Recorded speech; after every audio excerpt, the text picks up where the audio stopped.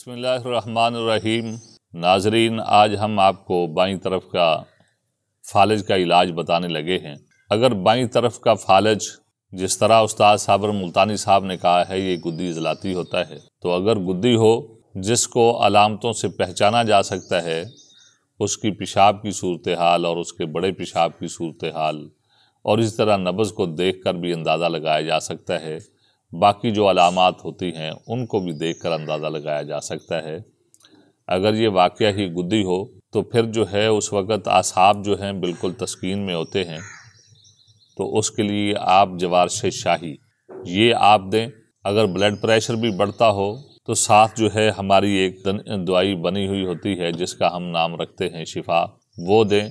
इसी तरह जो है एक अक्सीर होती है जिसके अंदर ये छोटी इलायची का इस्तेमाल और इसी तरह हजरुल यहूद, नुशादर और चांदी के वर्क भी उसमें इस्तेमाल हो जाते हैं। तो नाजरीन जो है ये अक्सीर बनाकर आप साथ इस्तेमाल कर सकते हैं। अगर कब्ज़ की शिकायत हो तो आप उसमें सुहागा, बरियाँ, मुलट्ठी और इसी तरह रिबंद खताई, सिकमोनिया, इसकी एक दवाई बनाकर जो है वो भी साथ इस्तेमाल कर सकते हैं। लेकिन ऐसे मरीज़ को ज़्यादा मोशन नहीं आने चाहिए, वरना मरीज़ जो है वो मज़ीद ज़्यादा कमज़ोर हो जाएगा। सिर्फ जो है ये मोशन वाली दवाई या कब्ज़ तोड़ने वाली दवाई उस वक़्त ही देनी है जब उसको कब्ज़ की शिकायत हो, वरना जो है आप सिर्फ अगर गुद्दी मरीज़ है जिसके असाब तस्कीन में होते हैं, फौरी तौर पर आप 2-3 डब्बियाँ ही जवारश शाही की अगर खिला दें तो फौरी तौर पर मरीज़ जो है ठीक हो जाता है और उसका फालज का जो अटैक है वो ख़त्म हो जाता है।